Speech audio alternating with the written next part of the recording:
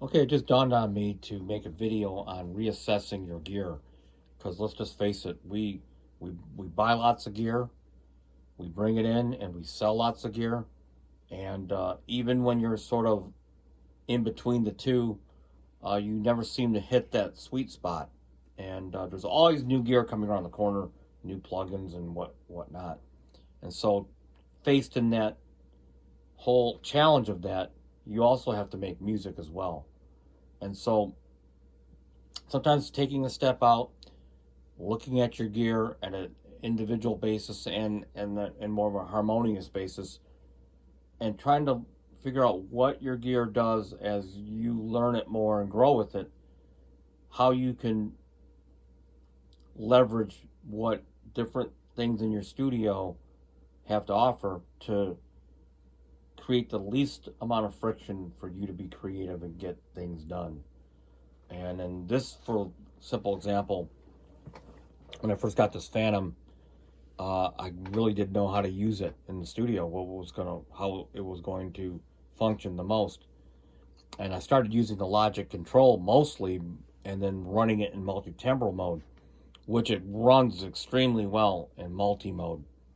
But then realizing that the Phantom really works best in creating complex sounds. And it's got a real hands-on sort of approach to it. And it was the one feature that had a lot of potential. I just didn't leverage it. Okay, so reassessing it is going to change the way I leverage the Phantom in the studio and how I use it creatively. Whereas the multi-timbral mode, while it works well in that, it really wasn't getting the most out of it, not only creatively, but for myself, sonically, but also for what the Phantom does functionally, okay? And it's been going through many revisions of updates and so forth, so the functionality is constantly changing. Whereas you have these modules, these traditional modules like the Triton 5080, while they've got a classic sound, and it really is an era-based type of sound that they offer, programming them and creating your own sounds from scratch is not how to get the most out of these. They take a lot of time, there's a lot of menu diving, but they work great, almost like like you would think of as a software plugin, and that's basically what a module is in my studio.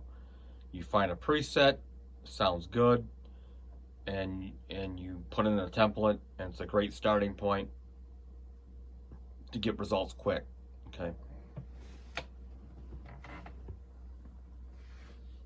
Programmable keyboards such as like the JD800 and of course the V-Synth GT here, those, while they have decent presets, tweaking on the fly, kind of like the Phantom that I'm trying to utilize the Phantom for, is how you get the most out of these keyboards. And they're very easy, they're very hands-on, and they have their, again, to some degree, unique sound as well. And the MPCX, I can't say enough about the MPCX. The workflow for recording in more of a loop or non-linear style. Although I have to say, you can do linear on here. It's really not that hard to do. I mean, maybe I'll make a video on using the MPC and adapting it to linear style recording. Okay, so that's kind of really the overall gist of the synth tour. Of course, I got the more classic sounding synthesizers that I go to get that era-based sound. But really utilizing the gear and putting it into a game plan is a lot like being like a GM or a coach of a basketball team, like a pro level team or football team or whatever. And that is trying to get your instruments to function in a high level capacity, and trying to get the most out of what each piece of gear does to try to accomplish your goals.